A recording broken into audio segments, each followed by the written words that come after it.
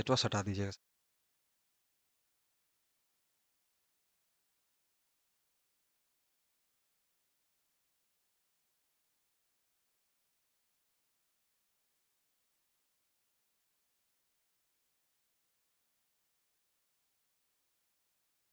Good evening to everyone. कल कुछ त्रुटियों के कारण हम क्लास कुछ विशेष नहीं कर पाए थे। चलिए, आज का क्लास हम सब जो करने वाले हैं वो है, आप देखिए यहाँ पे, यह 12वीं कक्षा का हिस्ट्री है। अगर जो बच्चे कल नहीं जुड़ पाए थे, आप लोग प्लीज जुड़े। इस वीडियो को शेयर कर दीजिए ताकि और लोगों के पास पहुंच सके। चलिए, इतिहास हम सब जो पढ़ने वाले हैं, यह इतिहास पढ़ने वाले हैं। ठीक है। हाँ, जो ये चैप्टर का नाम है, राजा है, किसान है और नगर। राजा, किसान और नगर। ठीक है। यह चैप्टर 2 होने वाला है। एक बात का आप लोग विशेष ध्यान दीजिएगा, जो भी हम पढ़ा रहे हैं, आप सबके साथ पढ़ भी रहे हैं, ये रटने की चीजें नहीं है, समझने की चीजें हैं और इसको समझना है आपको। ठीक है। आगे हम देखते हैं। इस चैप्टर के बारे में हम आपको कुछ संक्षिप्त चीजें बताएंगे जो आपको जानने लायक है और जाननी चाहिए। किसी भी चैप्टर को पढ़ने से पहले हम उसके बारे में कुछ जानते हैं, जिससे होता क्या है कि उस चैप्टर में आने वाले सवाल को आप अच्छे से जवाब दे सकते हैं और कुछ आगे महत्वपूर्ण जानकारियां जो हैं वो पहले मिल जाती हैं। ऑब्जेक्टिव इसमें क्वेश्चन है, ऑब्जेक्टिव में कुछ संक्षिप्त चीजें ही बताई जाती है, लेकिन कुछ चीजें इसके बारे में जानकारी आपको चाहिए। ठीक है। हम आगे देखते हैं। चलिए, यहाँ 2026 बोर्ड एग्जाम के लिए बहुत ही महत्वपूर्ण क्वेश्चन है जो आपको पढ़नी चाहिए। और इसके लिए आप एनपी विद्यापीठ के चैनल को आप सब्सक्राइब कीजिए। 6 बजे शाम को आप जुड़ सकते हैं इस पे। चलिए ठीक है, हम आगे चलते हैं। चलिए, अपने दोस्तों के पास इसको पहले शेयर कर दीजिए आप। वीडियो को अपने दोस्तों के साथ शेयर कीजिए तो।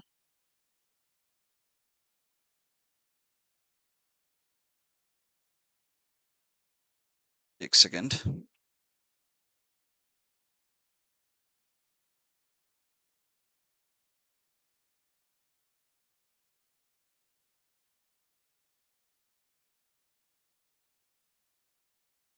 चलिए, हम सब हिस्ट्री 12वीं कक्षा का पढ़ने वाले हैं। बोर्ड एग्जाम 2026 के लिए काफी महत्वपूर्ण क्वेश्चंस हैं इसमें।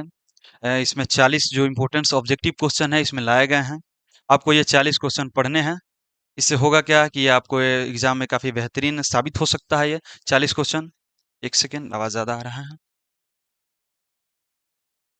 चलिए, तो हम क्लास को बिना किसी विघ्न के हम कंटिन्यू कर रहे हैं। आप लोगों से फिर से आग्रह है कि अगर आप जो लोग बच्चे नहीं जुड़ पाए हैं उनको आप शेयर कर दीजिए वीडियो। चलिए, हम आगे क्लास का करते हैं। इस चैप्टर में हम सब पढ़ने वाले हैं राजा, किसान और नगर के बारे में। ठीक है। नगर में हो जाएगा जैसे प्राचीन काल की इतिहास है इसमें, तो प्राचीन काल में जो भी जनपद थे उन जनपदों के बारे में जानकारी है। जो शासक हुए प्राचीन में, वो शासक के बारे में अब जानकारी है इसमें। कल ये क्लास आप लोग ज्वाइन नहीं किए थे तो आप लोगों को बताए होंगे उसमें कि हाँ किस कालखंड के अंतर्गत को आए। और अभी हम सबको प्राचीन काल पढ़ना है, तो प्राचीन काल ऐतिहासिक काल के अंतर्गत आता है। कल बताए हुए थे आपको। चलिए ठीक है, आगे हम देखते हैं। इसमें 16 महाजनपदों के बारे में जानकारी है। 16 महाजनपद थे प्राचीन काल में भारत में। 16 महाजनपद में सबसे शक्तिशाली महाजनपद था, उस जनपद का नाम था मगध। ठीक है। मगध साम्राज्य के बारे में इस चैप्टर में हम सबको पढ़ना है। हालांकि 16 महाजनपद में बहुत महत्वपूर्ण भी थे, जैसे अंग हो गया, अवंती हो गया। ये सब जो जनपद थे ये काफी महत्वपूर्ण है। इनको आप नेक्स्ट क्लास में जब होगा तो ये गहन अध्ययन किया जाएगा, लेकिन अगर हम अभी इस कुछ चीज को बताएंगे तो आपको इस चैप्टर से ध्यान भटक सकता है। ठीक है। फिर भी हम आगे आते हैं। यहाँ राजा, किसान और नगर के बारे में पढ़ना है। इसमें 16 महाजनपदों की कहानी है। ठीक है। एक सेकेंड।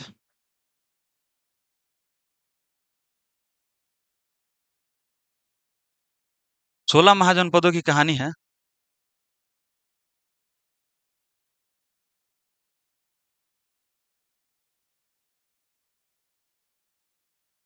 कितने थे इसमें? 16 महाजनपद थे। ठीक है। 16 महाजनपदों में सबसे शक्तिशाली महाजनपद जो था, उस जनपद का नाम था मगध। क्या नाम था दोस्तों? उस जनपद का नाम था मगध। मगध के बारे में अगर हम जानते हैं और पढ़ने की कोशिश करते हैं तो आपको हम बताएं, मगध महाजनपद में सबसे शक्तिशाली महाजनपद जो मगध था, इस मगध पे अनेकों शासक आए, अनेकों राजवंश आए। अपने ढंग से सब किसी ने अपना रूल किया और अपने साम्राज्य को बढ़ाने की कोशिश की है। ठीक है।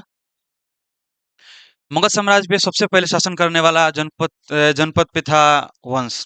जो वंशों की जानकारी हम लेते हैं, देखिए इसमें भी है इतिहासकारों के अनुसार और क्या बोलते हैं पुराणों के अनुसार थोड़ा-सा मतभेद है। पुराणों के अनुसार हम मानो तो मगध महाजनपद पे शासन करने वाले सबसे पहला और राजवंश बृहदत्त वंश था और उस वंश का सबसे प्रतापी शासक जरासंध था।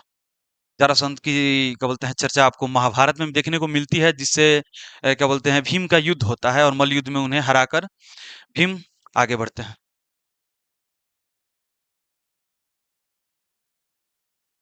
पुराणों के अनुसार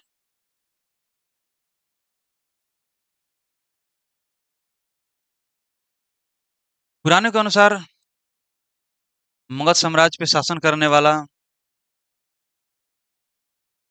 सबसे पहला राजवंश बृहदत्त राजवंश था।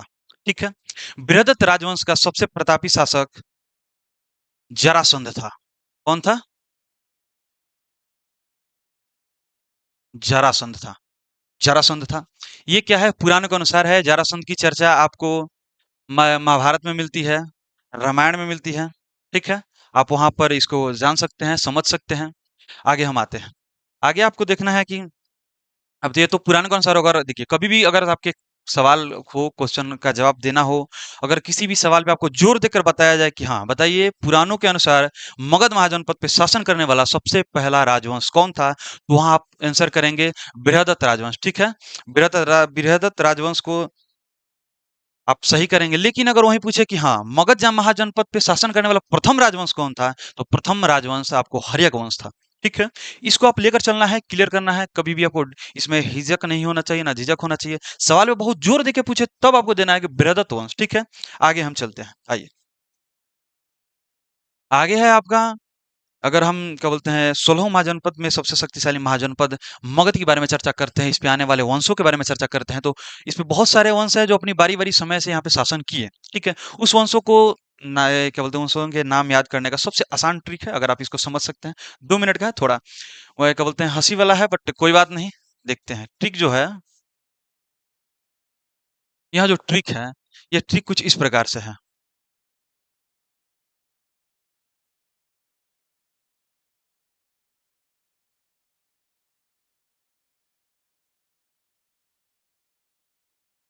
इसमें जो शब्द हैं वो थोड़े टेढ़े-मेढ़े हो सकते हैं क्योंकि ये ट्रिक है, तो इसमें होता है ऐसा।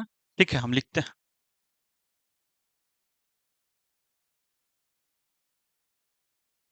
और ट्रिक कुछ इस प्रकार है। हसीन मासूका से प्यार। देखिए, इसमें कुछ हँसने वाली चीज़ें भी नहीं हैं। आप यहाँ पे देखिए, आगे आपको कैसे आना है देखिए। हसीन मासूका से प्यार। ठीक है, जहाँ पे प्यार को हम साइलेंट कर देते हैं, ठीक है? इसको आप इस पंक्ति में नहीं रखिएगा। इसको हम प्यार को यहाँ पे साइलेंट किए। आगे आइए। ह से हो जाएगा हर्यकवंश, ठीक है?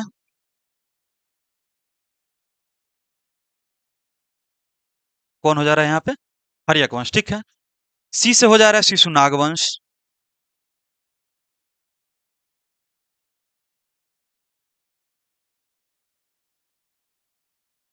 ठीक है? न से हो जा रहा है यहाँ पे नंद वंश, म से हो जा रहा है मौर्य वंश,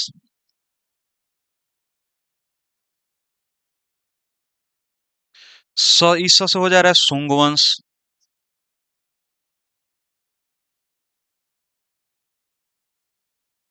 ठीक है? और इस से होगा, दक्षिण भारत में ये राज्य जा चुका था उस समय मगध। समय के अनुसार सबकी सब राजाओं के सब वंशों के राजधानी अलग अलग थे, तो से हो जाएगा सातवाहन। ठीक है। इसको हो जाता है सातवाहन। सात्यवाहन वंश आ जाता है। ठीक है। एक आप अगर चाहें तो इसका स्क्रीनशॉट ले सकते हैं, सबसे बेहतर है, हमारे अंदाज से देख सकते हैं। इसका स्क्रीनशॉट ले लीजिए। ये ट्रिक है जो आपके एग्जाम में मगध साम्राज्य पे शासन करने वाले लगभग वंशों के नाम इसमें है, कोई इसमें छूटा हमारे अंदर से तो नहीं है। ठीक है। आप इसको लीजिए। इससे क्या होता है कि शॉर्ट फॉर्म में आप किसी चीज को याद कर सकते हैं। ठीक है। यहाँ आप किसी भी चीज को याद कर सकते हैं। सीधी सी बात है। ह से हर्यक वंश, स से शिशुनाग वंश, इस न से नंद वंश हो जाता है, म से मौर्य वंश हो जाता है, इस से शुंग वंश हो जाता है, और क से इसको तुम छोड़िए, ये कण्व वंश। कौन? कण्व वंश। इससे हो जा रहा है कर्ण वंश हो जाता है, इससे नंद वंश हो जाता है, इससे सातवाहन वंश हो जाता है, और इस से सातवाहन वंश हो जाता है, और इस से शुंग वंश हो जाता है। ठीक है। यहाँ पे ये चीज़ें हैं, आप चाहें तो इसको शॉर्ट फॉर्म में याद कर लीजिए, हम रिपीट कर रहे हैं, हालाँकि कुछ इसमें मैं इधर-उधर हो गया, लिखा गया होगा, बट आप इसे एक बार फिर से ले लीजिए। क्या है? हसीन,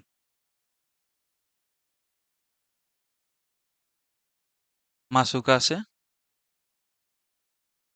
प्यार। यहाँ पे हम प्यार को साइलेंट किए हुए हैं, ठीक है? आपको इन वर्डों में इस 16 महाजनपदों में मगध के सबसे शक्तिशाली जनपद मगध जो है, इस जनपद के सबसे प्रतापी शासकों के नाम, इस वंश में कौन-कौन वंश हैं, इस वंश में सबसे प्रतापी शासक कौन है, इन सभी का नाम आपको इसी ट्रिक से मिल जाएगा। ह से हर्यक वंश हो जा रहा है, स से शिशुनाग क्या बोलते हैं अ, ह से हर्यक वंश हो जा रहा है, स से शिशुनाग वंश हो जा रहा है, न से नंद वंश हो जा रहा है, म से मौर्य वंश हो जा रहा है, सु से शुंग वंश हो जा रहा है और क से कर्ण वंश हो जा रहा है और स से सातवाहन वंश हो जा रहा है, ठीक है? इसमें थोड़ी-सी डिफरेंस आपको कहीं नहीं मिलने वाली है, ठीक है? आगे बढ़ते हैं हम। सबसे पहला राजवंश कौन आता है? तो हर्यक वंश आता है। हर्यक वंश आता है। इस वंश के जो संस्थापक थे, ये बृहदत्त जो वंश इसके क्या बोलते हैं पुराणों में बताए हैं आपको बृहदत्त वंश के कोई क्या बोलते हैं कणों थे, उआएँ, उनके बेटे थे, ठीक है? लेकिन इतिहासकारों के अनुसार उस बृहदत्त वंश का कुछ महत्वपूर्ण साक्ष्य नहीं मिलता है, जिसकी वजह से मगध पे शासन करने वाला प्रथम राजवंश हर्यक वंश कहलाता है, ठीक है? हर्यक वंश पहला ऐसा राजवंश है जो मगध पे शासन करता है। इस राजवंश के संस्थापक जो थे, वह बिंबिसार थे। कौन थे? बिंबिसार थे। बिंबिसार थे। एक नाम आपको और मिलता होगा मौर्य वंश में, वहाँ एक नाम मिलता होगा बिंदुसार, ठीक है? यहाँ पे लिख देते हैं, बिंदुसार, ठीक है? यहाँ पे पॉइंट भी रहता है कभी, कोई नहीं मिलता। बिंदुसार, लेकिन आपको इसमें कन्फ्यूज़न नहीं होना क्योंकि यहाँ बिंबिसार है, यहाँ बिंदुसार है, तो बिंदुसार जो है ये मौर्य वंश के थे। इसमें पॉइंट है, पॉइंटसार जो हैं, ये बिंदुसार जो हैं, ये मौर्य वंश के थे हैं और ये क्या बोलते हैं, ये जो बिंबिसार हैं, ये आपको हर्यक वंश के हैं, ठीक है? आपको इसमें कहीं कन्फ्यूज़न नहीं रखना है कि हाँ, ये हो या ना हो, ठीक है? कोई कन्फ्यूज़न हो आप कमेंट करके देख सकते हैं, हालाँकि अब आपके कमेंट को हम एक बार चेक कर लेते हैं। जस्ट वेट फ्यू मिनट, हम आपके कमेंट्स को थोड़ा देखते हैं।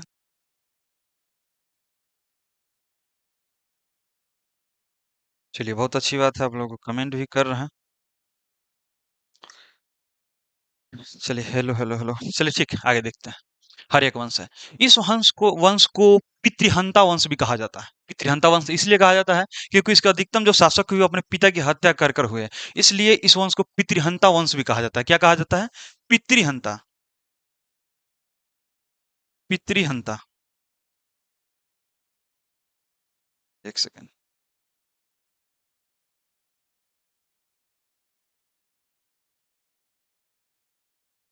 पितृहंता, ठीक है। पितृहंता भी कहा जाता है। पितृहंता इसलिए कहा जाता है क्योंकि इसके अधिकतम जो शासक हुए क्या हुए? वो हत्यारे हुए। अपने पिता के हत्यारे, कहीं कोई भाला लेके मार दिया, कोई चाकू लेके मार दिया।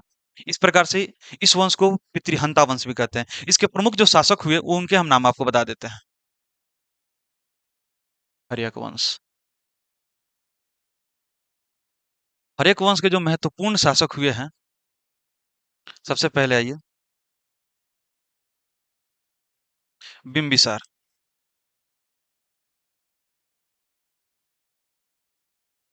कौन? बिंबिसार। बिंबिसार। बिंबिसार क्या है? इस वंश के संस्थापक हैं। इनके जो पुत्र हुए हैं, उनका नाम है अजातशत्रु। इनके नाम आप कहीं न कहीं सुने होंगे, अजातशत्रु। अजातशत्रु का होता है जो शत्रु से आजाद हो, जिसका कोई शत्रु न बचा हो, वो होता है अजातशत्रु, ठीक है? इनके जो पुत्र हुए उनका नाम है उदयन। और ये सभी इम्पोर्टेंट है आपके एग्जाम के लिए क्योंकि आपके एग्जाम में ये पूछते हैं, इन तीनों के बारे में पूछते हैं। आपको इसलिए भी जानना चाहिए इसको, ठीक है? उदयन इसलिए महत्वपूर्ण है क्योंकि ये एक नगर की स्थापना किए थे, जो नगर आज बिहार की राजधानी है। बिहार की राजधानी कहाँ है आप लोगों को मालूम है? और इस नगर का नाम है पाटलिपुत्र।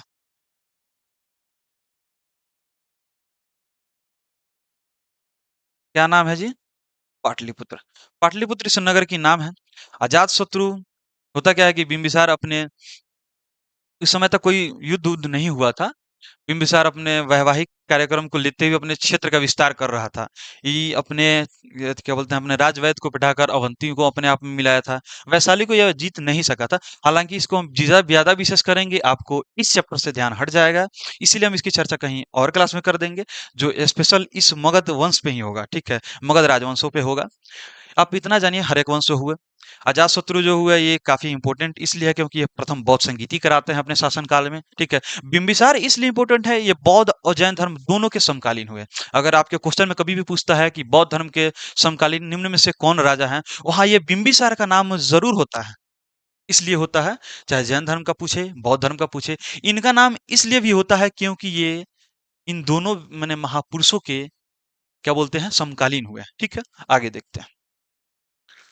इसके बाद जो आता है शिशुनाग वंश आता है। इसमें क्या बोलते हैं त्रिहंता इस वंश इसलिए कहा गया क्योंकि ये पिता की हत्या करते थे। जब बिंबिसार को इनके बेटा मार देते हैं अजातशत्रु, अजातशत्रु को उदयन मार देते हैं, लेकिन उदयन ने अपने बाल बच्चों को संभाल के रखा था कि बाबू तुम्हारा कुछ हुई तो बोली हो। लेकिन क्या हुआ कि राजगद्दी नहीं मिलने की वजह से सब हत्याएं होती थी। उदयन का बेटा था नागदशक, नागदशक का बाद में नागदशक शासक बनता है, कुछ योग्य नहीं होने के कारण वो भी मारा जाता है। इस मगध में 2 गो इम्पोर्टेंट था, 3 गो इम्पोर्टेंट था आपको। अब उसके बाद दूसरा इम्पोर्टेंट जो हम बारी-बारी से किसी वंश को नहीं पढ़ा पा रहे हैं, क्या है कि आपको यहाँ से ध्यान भटक जाएगा। जो हमको 2 नंबर चैप्टर पढ़ना है, यहाँ से ध्यान भटक जाएगा, इसीलिए हम इस क्लास को हम कहीं और कर सकते हैं। बट अभी हम आपको जो बता रहे हैं, वो देखिए। दूसरा इसमें सबसे महत्वपूर्ण वंश हो जाता है नंद वंश। नंद वंश मगध महाजनपद पे सबसे निम्न वंशों को छोड़कर पहला ये राजवंश था जो पाटलिपुत्रा पे आया और पाटलिपुत्र के रंग रूप को अलग प्रवृत्ति से किया, क्योंकि यह जात के नाई थे। क्या थे? नाई थे। यहाँ जाते हैं दाढ़ी बनाने नंदी वर्मन की, और दाढ़ी बनाते वक्त उनकी गला को काट देते हैं। उसके बाद क्या होता है कि यह राजगद्दी पे बैठ जाते हैं। राजगद्दी पे बैठने के बाद क्या बोलते हैं अपने शासन को संभालते हुए इनका नाम था, जो ये नंद वंश के संस्थापक थे, जो ये नाई थे, दाढ़ी बनाते वक्त जाके क्या बोलते हैं नंदी वर्मन की हत्या कर देते हैं। नंदी वर्मन के मारने के बाद नंद वंश की स्थापना करते हैं। इसके संस्थापक जो हैं वह महापद्मनंद हैं। महापद्मनंद। ठीक है, महापद्मनंद। महापद्मनंद हुए। ठीक है, इनके जो बेटा थे वो घनानंद थे। इनके बारे में तो आप लोग जानते ही होंगे, घनानंद। ठीक है, घनानंद। यह एक नंबर का यास व्यक्ति था, इसको मतलब कि राजपाट से कोई ज़्यादा विशेष नहीं था। महापद्मनंद इम्पोर्टेंट है इसलिए क्योंकि ये नंदवंश की स्थापना करते हैं। स्थापना करने के बाद क्या होता है कि बहुत सारी चीज़ें हैं जो पाटलिपुत्रा पे करते हैं, जैसे कि सेनाओं का संगठन करना, उनको ज़मीन के बदले के वेतन देना। इस प्रकार से ये महापद्मनंद अपना कार्य करते हैं। बहुत महत्वपूर्ण है ये भी, इनके बारे में विशेष हम कहीं अलग क्लास में कर लेंगे। धनानंद। धनानंद इम्पोर्टेंट है इसलिए क्योंकि ये मौर्य वंश से पहले है। ठीक है, मौर्य वंश से पहले नंद वंश है। नंद वंश के शासकों को मारकर मौर्य वंश के संस्थापक चंद्रगुप्त मौर्य होते हैं। ठीक है, धनानंद है कि एक नंबर ये अय्याश व्यक्ति था, इसको मन के राजपाट से उतना मतलब नहीं था। ये क्या बोलते हैं नृत्य देख रहा था, नृत्य देख रहा था। वहां पहुंच जाते हैं, एक क्या बोलते हैं तक्षशिला विश्वविद्यालय के वो टीचर थे, टीचर का नाम था चाणक्य। क्या नाम था? चाणक्य। ठीक है, उस टीचर का नाम था चाणक्य। इनको कौटिल्य भी कहा जाता है, विष्णुगुप्त भी कहा जाता है। ठीक है, तो इन तीनों नामों अगर आपको कहीं मिले तो ये इन्हीं का नाम है चाणक्य। ठीक है, चाणक्य चले जाते हैं, इनको समझाते हैं कि भाई सिकंदर आक्रमण करने वाला है भारत पे, आप चलो हमारे साथ। और क्या बोलते हैं कि आप सिकंदर को मार दो, ठीक है, या उनको परास्त करके हटा दो। पर ये धनानंद क्या होता है कि ये तो नृत्य देखने में, नृत्य कला में मलिन रहता है पूरा। इसको कहीं कुछ राजपाट से उतना विशेष मतलब नहीं रहता है। अब वहाँ क्या होता है कि धनानंद चंद्रगुप्त मौर्य को अपने सभा से निकलने को बोलते हैं कि आप चले जाओ यहाँ से, आपका कोई काम नहीं है हमारे यहाँ, आपके ज्ञान को हमारे यहाँ पास कोई आवश्यकता नहीं है। ठीक है, अब चाणक्य जो क्रोधित होते हैं फिर भी उनको आग्रह करते हैं कि महाराज हम आपसे पुनः आग्रह कर रहे हैं कि चलिए हमारे साथ और तक्षशिला को बचा लीजिए। तक्षशिला उसमें विश्वविद्यालय हुआ करता था प्राचीन काल में। तक्षशिला और क्या बोलते हैं नालंदा विश्वविद्यालय काफी महत्वपूर्ण हुए हैं। ठीक है, नालंदा विश्वविद्यालय तो हालांकि बाद में हुआ है, बट तक्षशिला बहुत पहले था। ये तब की बात है जब प्राचीन काल में विदेशों के लोगों को पढ़ना लिखना तक नहीं आता था। उस समय भारत में तक्षशिला जैसे विश्वविद्यालय थे। तक्षशिला आज वर्तमान में पाकिस्तान में पड़ता है। ठीक है, चाणक्य थे। कहाँ के ये टीचर थे? ये जी तक्षशिला के थे। तक्षशिला। यहाँ तक्षशिला के टीचर थे। तक्षशिला पाकिस्तान में पड़ता है। चाणक्य की चोटी को ऐसे खींचकर उनके जो सिक्योरिटी गार्ड थे, क्या बोलते हैं, अंगरक्षक, अंगरक्षक इनकी चोटी को खींच कर क्या बोलते हैं, सभा से बाहर कर देते हैं कि आप चले जाओ यहाँ से। ये अपनी शिखा, जैसे चोटी को शिखा बोलते हैं, शिखा खुलता है, उसके बाद ये बोलते हैं कि हम शपथ लेते हैं जब तक आपके वंश को खत्म नहीं कर देंगे तब तक हम अपनी शिखा को नहीं बांधेंगे। इस उपरांत में क्या होता है, ये नंद वंश का था, ये आप लिख लीजिए। इसके उपरांत क्या होता है कि एक क्या बोलते हैं, ये नगर को होते हुए जंगल की वजह से जा रहे थे, ठीक है। वहां पे एक बच्चा था जो अपने समूह को लेकर राजा प्रवृत्ति का नाटक कर रहा था, नाट्य खेल रहा था। वहां पे क्या होता है कि इनको वो देखते हैं, उसके माँ से बात करते हैं, उनके पिताजी से बात करते हैं, उस बच्चे को खरीद लेते हैं 1000 स्वर्ण मुद्राएं में। किसने में? 1000 स्वर्ण मुद्राएं में, यह एक बच्चे को खरीदते हैं। उस बच्चे का नाम होता है चंद्रगुप्त मौर्य।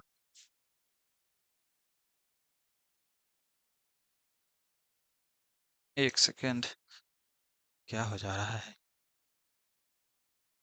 क्या नाम होता है जी बच्चे का? चंद्रगुप्त मौर्य।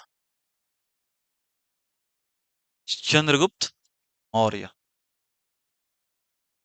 इनको तो इतिहास पढ़ने वाले हर एक बच्चा जानता होगा। ऐसा कोई बच्चा नहीं होगा जो चंद्रगुप्त मौर्य को नहीं जानता होगा। अगर चंद्रगुप्त मौर्य को नहीं जानता होगा तो उसका इतिहास बहुत ही अधूरा है, बहुत ही अधूरा है, ठीक है। वीडियो को लाइक नहीं किया होगा तो आप लाइक कर दीजिएगा। 13 ही लाइक शो कर रहे हैं, तो अगर कोई है जो लाइक नहीं किया हो तो कृपया आप इस वीडियो को लाइक कर देंगे, ठीक है। चंद्रगुप्त मौर्य हुए, ठीक है। चंद्रगुप्त मौर्य को क्या बोलते हैं, ये देखते हैं एक जंगल में नाटक करते हुए, ठीक है। वहां पे ये राजा बनते हैं, अपने प्रजा जो बनाए हुए वो रहते हैं, उनके साथ ये नाटक करते हैं। इनको 1000 स्वर्ण मुद्रा में क्या बोलते हैं, कौटिल्य चाणक्य खरीद लेते हैं। मौर्य इनको इसलिए कहा जाता है क्योंकि ये मोर पकड़ने वाली मयूर प्रजाति से थे, ठीक है। मयूर प्रजाति से थे, इसलिए इनको मौर्य भी कहा जाता है, ठीक है। आगे देखते हैं। मौर्य वंश, नंद वंश पे, मगध वंश पे तीसरा यह राजवंश है जो महत्वपूर्ण है, और सबसे महत्वपूर्ण राजवंश भी यही है, क्योंकि अशोक सम्राट इसी वंश से थे, ठीक। आगे आते हैं। मौर्य वंश, मौर्य वंश,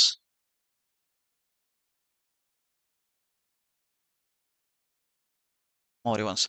इसके जो संस्थापक हुए, इसके संस्थापक हुए चंद्रगुप्त मौर्य। कौन हुए? चंद्रगुप्त हुए, ठीक है। हालांकि इतिहास में चंद्रगुप्त बहुत हुए हैं। नाम आप अगर गुप्त वंश में जाए, चंद्रगुप्त हुए, चंद्रगुप्त द्वितीय हुए, तृतीय हुए, यहाँ तक कि तृतीय तक हुए, ठीक है। तो नाम इतिहास में जाइएगा तो अभी तो आपको लग रहा हो कि हाँ, एक नाम मिल गया, दो नाम मिल गया, तीन नाम मिल गया, आपको कोई कंफ्यूजन नहीं है। बट आप इतिहास खत्म कीजिएगा, यहाँ चैप्टर खत्म हो जाए, यहाँ बुक खत्म हो जाए, आपको लगभग 2000 ऐसे नाम मिलेंगे जो आपको याद ही नहीं होंगे। 2000 प्लस बात बोल रहे हैं उसमें। क्या बोलते हैं, अंग्रेज का भी नाम होगा, प्राचीन इतिहासकार का नाम होगा, शासक का नाम होगा। इतना कंफ्यूजन है कि, लेकिन अगर आप इसको समझते हैं, देखिए रटिएगा तो कहीं नहीं होगा। हर चीज का एक ट्रिक होता है, ट्रिक से आप ये लोग याद कीजिए, एक नंबर याद हो जाएगा, कहीं दिक्कत नहीं होगा, ठीक है। आगे देखते हैं। मौर्य वंश, मौर्य वंश के जो संस्थापक है वो चंद्रगुप्त मौर्य हुए, ठीक है। उसके बाद इसके दूसरे जो शासक हुए उसका नाम था बिंदुसार। हालांकि हम शुरू में चर्चा किए थे इनके बारे में। बिंदुसार, बिंदुसार, ठीक है। यहाँ बिंदुसार हुए। यहाँ जैन धर्म को मानने वाले लोग थे। ये जैन धर्म को मानते थे, ये भी जैन धर्म को मानते थे। किस धर्म को मानते थे जी? जैन धर्म को मानते थे। जैन धर्म को मानते थे, ठीक है।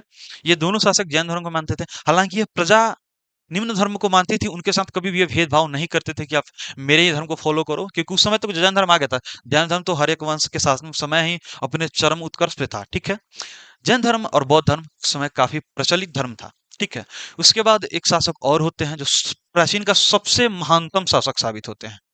अभी तक उनका नाम इतिहास में एक माने स्वर्ण अक्षरों से अंकित है, ठीक। आगे देखते हैं।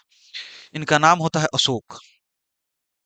क्या नाम होता है? अशोक, अशोक, अशोक सम्राट। इनको थोड़ी उपाधि दे दी जाती है क्योंकि इनके तो उपाधियों के सरताज थे। इनको देवानाम प्रियदर्शी, चक्रवर्ती, सम्राट अशोक बोला जाता था, ठीक है। इसके बाद शासक हुए, निम्न हुए, बट वो उतना महत्वपूर्ण नहीं हुए, ठीक है, जो आपको इंपॉर्टेंट लगे, ठीक है। इसमें, इस वंश में 3 जो शासक हुए काफी महत्वपूर्ण हुए इतिहासकारों की दृष्टि से। इसका साक्ष्य है, अशोक का तो इतना साक्ष्य है कि आप मोतिहारी में देखिए, लौरिया नंदनगढ़ में मिल जाएगा। इनका एक अभिलेख है जो बौद्ध धर्म के प्रचार प्रसार के लिए है, अभिलेख है। और चंपारण से इनका बहुत पुराना नाता है, क्योंकि इनका ननिहाल जो है वो चंपारण में ही है, ठीक है। चंपा अरण, अरण्य का मतलब होता है जंगल, और चंपा का यहाँ जंगल हुआ करता था, इसके कारण यहाँ का नाम पड़ा चंपारण, ठीक है। इनका ननिहाल हुआ करता था चंपारण में। देखते हैं। चंद्रगुप्त मौर्य हुए, ये क्या हुए, ये अपने गुरु, इनके गुरु के कौन थे जी? हटा देते हैं सबको। चंद्रगुप्त मौर्य के जो गुरु थे, चंद्रगुप्त मौर्य के जो गुरु थे वो थे चाणक्य। कौन हुए थे? चाणक्य थे। चाणक्य थे, तक्षशिला विश्वविद्यालय के प्रोफेसर थे उस समय। इनको ले जाते हैं वहाँ, शिक्षा देते हैं, दीक्षा देते हैं, हर प्रकार से ट्रेन करते हैं ताकि आप सिकंदर के सामने लड़ सको। वहाँ ये जाते हैं, सिकंदर के गुट में शामिल होते हैं, वहाँ कुछ प्रवृत्तियाँ करते हैं जिसके कारण उनके सैनिक डर जाते हैं। उससे होता क्या है कि ये सभी डरकर वहाँ से चले जाते हैं, ठीक है? होता क्या है कि अब आगे देखिए, चंद्रगुप्त मौर्य यहाँ माने सिकंदर से युद्ध नहीं करते हैं। यहाँ सिकंदर भारत को नहीं जीत पाता है। भारत पे आक्रमण जरूर करता है पर जीत नहीं पाता है क्योंकि वह ब्यास नदी को पार ही नहीं कर सकता है। ब्यास नदी के पहले एक शासक था जिसका नाम था पोरस। इसकी जानकारी इतिहास में है, आप इसको पढ़ सकते हैं, पोरस। ठीक है। यह पोरस जो शासक था, यह ब्यास नदी के उस तट पे शासन करने वाला था, तक्षशिला तक। तक्षशिला उस समय सिकंदर कब्जा कर चुका था और उस समय का भारत में ही था क्योंकि अभी के वर्तमान जो समय है इसमें भारत में नहीं, अभी तक्षशिला पाकिस्तान में है, ठीक है। उस समय तक्षशिला कुसिया जेड्रोसिया ये सब भारत में था। अफगानिस्तान तक भारत फैला हुआ था, वो सब दहेज में इनको मिला हुआ है। चंद्रगुप्त मौर्य को दहेज में मिला हुआ है। ये जो देश है, बर्मा तक इनका राज्य क्षेत्र फैला हुआ था। क्या बोलते हैं, अफगानिस्तान, पाकिस्तान का जो क्षेत्र है ये इनको दहेज में मिला हुआ था सेल्यूकस निकेटर से, ठीक है। आगे देखते हैं। पोरस जो था चंद्रगुप्त मौर्य के क्या बोलते हैं सिकंदर के साथ आता है, ये हार जाता है सिकंदर से क्योंकि अकेला एक शासक क्या कर सकता है, बहुत बहादुर शासक था हालांकि पोरस, ठीक है।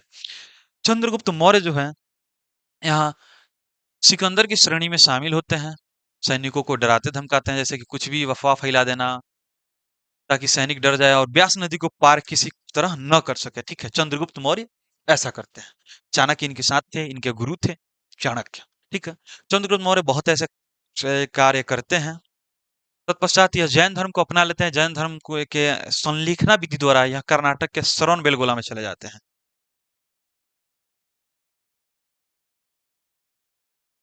श्रवण बेलगोला, यह जगह कर्नाटक में है। जाते हैं वहां संलेखना विधि द्वारा अपना यह प्रांत त्याग। संलेखना विधि होता है क्या कि जैन धर्म में ऐसा था कि आत्मा को जितना आप सताओगे यहाँ दोबारा जन्म नहीं लेगा जिससे यहाँ मोक्ष प्राप्त कर सकता है। मोक्ष प्राप्ति को जैन धर्म में संलेखना विधि के द्वारा किया जाता था, उसको कैवल्य कहा गया है, ठीक है। आगे देखते हैं। श्रवण बेलगोला में अपना प्राण त्याग देते हैं। प्राण त्यागने के बाद क्या होता है, इनका तो राजपाट चला गया जी। दूसरा द्वितीय जो शासक वो हैं चंद्रगुप्त के बाद, जो मौर्य वंश के दूसरे शासक हैं वो है बिंदुसार, ठीक है। अब इसमें क्या है कि इतिहासकारों के अनुसार इनके 100 पुत्र हैं, ठीक है। हालांकि साक्ष्य कुछ के मिले हैं, कुछ के नहीं मिले, पर इनके 100 शासक थे, ठीक है। इनकी 3-4 पत्नियां थी जो इतिहासकार में नाम इनका दर्ज है, जैसे क्या बोलते हैं चारुमित्रा हो गई, क्या बोलते हैं चंपा हो गई, धर्मा हो गई, ये सब अलग अलग प्रवृत्ति है। देखिए, बिंदुसार हुए दूसरे शासक, ठीक है। यह दूसरे शासक की जब बात करें, चंद्रगुप्त के उत्तराधिकारी की बात करें तो बिंदुसार आ जाते हैं। बिंदुसार के उत्तराधिकारी की बात करें तो अशोक आ जाता है, ठीक है। बिंदुसार जो थे यह आजीवक और जैन धर्म दोनों को मानने वाला व्यक्ति था। इसको यह दोनों व्यक्ति दोनों धर्मों को मानने वाले व्यक्ति थे क्योंकि आजीवक संप्रदाय से इनकी पत्नी जो थी धर्मा वो आती थी, ठीक है। बिंदुसार बिंदुसार कुछ ज्यादा खास कार्य नहीं कर पाते हैं जिसके कारण इतिहास में इनका नाम कहीं नहीं रहता है। हालांकि अगर मौर्य वंश है तो बिना बिंदुसार के संभव नहीं है क्योंकि अशोक यह पिता है इनके। इतिहासकारों के अनुसार इनके 100 पुत्र हुए हैं, ठीक है। सबसे महत्वपूर्ण दो हैं, दो का हम नाम आपको बता देते हैं। एक है सुसीम,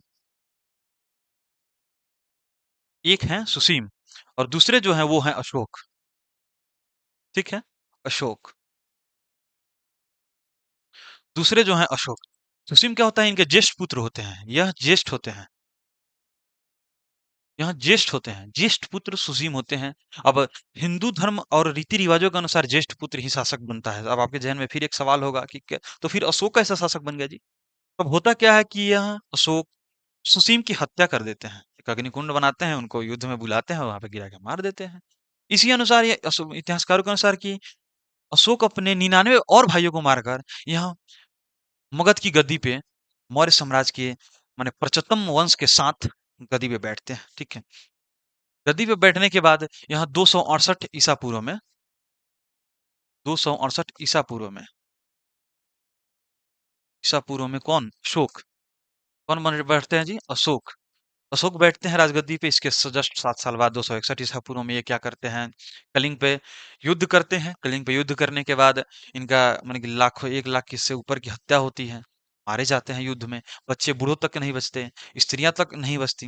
अब इनका होता है कि इतनी नरसंहार को देखकर इनके अंदर हृदय परिवर्तन हो जाता है। हृदय परिवर्तन से उनका गहन चोट लगती है शरीर पे, दिल पे। जैसे कि भाई हमारे वजह से इतने लोग मारे कैसे गए? ठीक है, 1.5 लाख से ऊपर लोग घायल थे, छोटे-छोटे बच्चे तक नहीं बचे थे। और कलिंग का अभी वर्तमान नाम उड़ीसा है। वर्तमान नाम नहीं, मतलब उस जगह का नाम पूर्व में उड़ीसा का पूर्व में उस जगह का नाम कलिंग हुआ करता था। ठीक है, आगे देखिए 268 ईसा पूर्व में शासन करते हैं। कलिंग पर यहाँ 261 ईसा पूर्व में इसी लिख देते हैं जी, कल बताया था फुल फॉर्म इसका, कोई कंफ्यूजन नहीं होगा। 261 ईसा पूर्व में वहाँ के शासक बन जाते हैं। ठीक, 261 ईसा पूर्व में यहाँ कलिंग पे आक्रमण करते हैं। कहाँ? कलिंग पे। कलिंग का वर्तमान नाम उड़ीसा है। ठीक है। वहाँ यह आक्रमण करने के बाद हृदय परिवर्तन होता है। उसके बाद यहाँ बौद्ध धर्म अपना लेते हैं। क्या अपना लेते हैं? बौद्ध धर्म। बौद्ध धर्म अपना लेते हैं। इस चैप्टर में आपको जैन धर्म, बौद्ध धर्म पढ़ने को मिलेगा। लेकिन है क्या कि हम 40 ऑब्जेक्टिव बनाए हुए हैं, मेरे टीमों के द्वारा जो बनाया गया है। इसमें है क्या कि संक्षिप्त में होगा। ऑब्जेक्टिव कभी भी आपको माने कि संक्षिप्त ही होगा, विस्तार से नहीं बताया गया होगा। इसलिए हम थोड़ी देर सोचे कि थोड़ी देर आपको इस चैप्टर के बारे में थोड़ा बता दें, जो हम इसमें पढ़ने वाले हैं, उसके इतिहास के बारे में पढ़ा दें। ठीक है? बौद्ध धर्म होगा। बौद्ध धर्म का सबसे बड़ा प्रचारक, अभी तक सबसे बड़ा प्रचारक अशोक हुए हैं। कौन हुए हैं? अशोक। अशोक। उस समय महात्मा बुद्ध अशोक के तो समकालीन नहीं थे। बिंदुसार के समय, बिंबिसार के समय क्या बोलते हैं, यहाँ समाज सुधारक साबित हो रहे थे। और इनके जो धर्म ग्रंथ है, ये जो बौद्ध धर्म है, अभी भी काफी प्रचलित है। काफी देशों में ये चलती है, काफी लोग इसको फॉलो करते हैं, क्योंकि इसमें कहीं भी छुआछूत धर्म धर्म नहीं है। इसमें है कि आप अहिंसा का अपनाएं, अहिंसा के साथ चले, चोरी ना करें, आचरण सही रहे, ब्रह्मचर्य का पालन करे। लेकिन बाद में ब्रह्मचर्य से हट गया था जी, इसमें ब्रह्मचर्य था। जैन धर्म में भी ब्रह्मचर्य नहीं था पहले, फिर यदि क्या बोलते हैं, महावीर स्वामी जैन धर्म में ब्रह्मचर्य लेकर आते हैं। ठीक है, आगे देखते हैं। बौद्ध धर्म को अपना लेते हैं, सबसे बड़ा प्रचारक ही हो जाते हैं बौद्ध धर्म के। बौद्ध धर्म के प्रचार के लिए अपने बेटे को यहाँ सिंहल द्वीप भेज देते हैं। कहाँ भेज देते हैं? सिंहल द्वीप। सिंहल द्वीप। कितने लोगों को पता है कि सिंहल द्वीप का अभी का नाम क्या है? अभी का नाम क्या है? सिंहल द्वीप के अभी का नाम क्या है? अगर आप जानते हैं तो बहुत बेहतर है, हम जान रहे हैं आप सही मार रहे हैं। अगर जो भी लोग श्रीलंका कह रहे हैं तो बहुत बेहतर है जी, आप लोग जानते हैं तब इसको। श्रीलंका। कहाँ? श्रीलंका। एक बात आप ध्यान रखिए, ये अपने बेटे और बेटी, इनके बेटे महेंद्र और बेटी संघमित्रा को यहाँ सिंहल द्वीप भेजते हैं। और वहां पे जो भी पुस्तकें, विनय पिटक, अधम पिटक, सुत पिटक जो भी हैं, ये श्रीलंकन भाषा में है। ठीक है, वहां अनुवाद करके बनाया गया है, ताकि लोगों को अच्छे से बौद्ध धर्म के बारे में जानकारी मिल सके। ठीक है, आगे देखते हैं। अभी बौद्ध धर्म का सबसे बड़ा देश भूटान है। भूटान में बौद्ध धर्म चलता है, प्रचलित है, सभी लोग बौद्ध है वहाँ। ठीक है, अशोक के बारे में आपको यह जानकारी। हाँ, अशोक अभिलेख बहुत लिखवाया करते थे। बौद्ध धर्म के प्रचार के लिए क्या करते थे? अभी तो बैनर टांग दिए जी, कहीं पोस्टर वगैरह लगा दिए, एडवर्टाइजमेंट कर दिए। ऐसा उस समय नहीं था। उस समय ये अभिलेख, अभिलेख क्या होता है? अभिलेख जैसे कोई चीज पे कोई संदेश ऐसे लिख लिख कर छोड़ दिए। अगर यहीं हम पत्थर पे शिला, जैसे कोई बड़ा जगह पे लिखवाते हैं तो वो शिलालेख हो जाता है। छोटे जगह पे लिखवाते हैं, अभिलेख हो जाता है। अभिलेख में विस्तारक था। ठीक है, आगे देखते हैं। बौद्ध धर्म देखेंगे इस चैप्टर में, जैन धर्म को देखेंगे। अशोक के बारे में हम देख लिए। प्राचीन वंश क्या बोलते हैं, प्राचीन काल का सबसे महानतम वंश का सबसे महानतम सम्राट अशोक हुए। ठीक है, इसमें कहीं भी कंफ्यूजन नहीं। अगर किसी को कंफ्यूजन हो तो आप लोग निश्चिंत रहिए, हम हैं बिल्कुल इसके लिए। आगे देखते हैं। मौर्य वंश के अशोक के बाद कोई भी उतना शासक मजबूत नहीं हुआ जिसके हम आपको बता सकें। ठीक है, थोड़े थोड़े थोड़े थोड़े करके यह कमजोर होते गए। अशोक के समय कोई शासक आक्रमण नहीं करना चाहता था, क्योंकि अशोक इतना बड़ा प्रतापी शासक था। युद्ध इतने लड़े, इतने नरसंहार किए कि उससे डर के मारे कोई लड़ता ही नहीं था। लड़ने का मतलब हो गया कि बाबू हाथ सिर्फ हथियार छोड़ा है, चलाना नहीं भूला। कभी भी चला सकता है उठकर, नहीं चलाया। ठीक है, बौद्ध धर्म और हाँ, इसके क्या बोलते हैं, बौद्ध धर्म की शिक्षा इसके अपने भतीजे उपगुप्त के द्वारा दी गई थी। ठीक है, ये नाम आपको इम्पोर्टेंट है, रखिएगा, ये पूछता भी है सवाल में। ठीक है, इसके बाद जो हुए मौर्य वंश के बाद शुंग वंश हुए। मौर्य वंश के जो लास्ट शासक था उसको बृहदत्त नाम था उसका भी, उसको मार देते हैं। उसके बाद क्या बोलते हैं, शुंग वंश की स्थापना करते हैं। शुंग वंश के स्थापक पुष्यमित्र शुंग है, उनके सेनापति हुआ करते थे। उसके बाद कोई बेहतरीन शासक नहीं हुआ शुंग वंश में भी। पुष्यमित्र शुंग, उसके बाद पुष्यमित्र शुंग के बाद जो धीरे धीरे आते गया वो भी कमजोर पड़ते गया। उसके बाद फिर दूसरा कोई शासक आया, मार दिया। चले हाँ, अभी तो कोई विदेशी आक्रमण यहाँ नहीं हुआ है, ठीक है। आगे देखते हैं। इसमें लास्ट में जो था सातवाहन वंश था। कौन था? सातवाहन। सातवाहन जो वंश था, इस वंश का देखिए, यहाँ धीरे धीरे जो मगध था समय के अनुसार यह शिफ्ट होते गया किधर, दक्षिण की तरफ। दक्षिण में यह वंश आपको देखने को मिलता है, सातवाहन वंश, ठीक है। इसका सबसे जो प्रतापी शासक था यहाँ गौतम पुत्र सतकर्णी था। कौन था? गौतमी पुत्र सतकर्णी, गौतमी पुत्र सतकर्णी। इसके जो भी शासक हैं, इसके जो भी शासक हैं, सबसे महानतम है इस वंश का सबसे प्रचलित और शासक हैं गौतमीपुत्र सतकर्णी, ठीक है। इस वंश में है सभी, यह मातृसत्तात्मक वंश है, ठीक है। इसमें माता से, इनकी माता का नाम गौतमी होता है, जिसकी वजह से सभी के वंशों के जितने भी शासक है उनमें लगभग शासकों के नाम पे के पीछे गौतमी पुत्र जरूर लगा होगा, क्योंकि यह मातृसत्तात्मक है। मातृसत्तात्मक में क्या होता है कि माता का नाम आता है पहले, ठीक है। पितृसत्तात्मक है कि पिता से पूछता है कि कोई, हाँ आप किसके बेटे हैं, तब अपने पिताजी का नाम लेते हैं, कहीं भी आप माता का नाम नहीं लेते हैं, ठीक है। आगे देखते हैं। क्या अब हम सवाल के आगे बढ़े? जो भी बच्चे हैं अगर कमेंट कर रहे हैं तो बहुत बेहतर है जी, एक बार कमेंट हम आपके फिर से देख लेते हैं। चलिए, हम आपके कमेंट्स को देख रहे हैं, आप फटाफट कमेंट करें कि क्या हम आगे बढ़ें। चलिए, चलिए हम आगे बढ़ते हैं। चलिए, काफी बेहतर है, हम सब आगे बढ़ रहे हैं। चलिए, चलिए, चलिए। सातवाहन वंश गौतमीपुत्र सतकर्णी, ठीक है। क्वेश्चन की तरफ हम बढ़ते हैं, उससे पहले हम फिर एक बार निवेदन करते हैं। अगर आप वीडियो को लाइक नहीं किए हैं, वीडियो को लाइक कर लीजिएगा। चैनल को सब्सक्राइब नहीं किया तो जरूर कीजिएगा। आप अपने दोस्तों के पास भी भेज दीजिएगा, क्योंकि यह काफी महत्वपूर्ण होने वाला है जी। चलिए, दूसरा नंबर चैप्टर हम सब पढ़ रहे हैं यहाँ पे, राजा किसान और नगर। इसमें हम जो भी चीजें बताए हैं, बौद्ध धर्म, जैन धर्म, मगध, 16 महाजनपद, अशोक, मौर्य, चंद्रगुप्त, इस सब के बारे में जो बताए हैं, नंद, महापद्मनंद, धनानंद, पुष्यमित्र शुंग, इस सब के बारे में जो हम बताए हैं, इनको आप याद कीजिएगा। इसके लिए कभी स्पेशल क्लास चलेगा इस पे, ठीक है, जो आप करिएगा। मेन बात है, हम आपको इसलिए संक्षिप्त और गहन अध्ययन नहीं करा है, उसमें गहनता से नहीं डूबे हैं, क्योंकि अगर हम इसमें चले जाएंगे फिर आप इसको भूल जाइएगा। जिस चैप्टर हम सब पढ़ने वाले हैं, आप इसको भूल जाइएगा, ठीक है। आगे देखते हैं। चलिए, पहला नंबर सवाल आपके सामने ये रहा।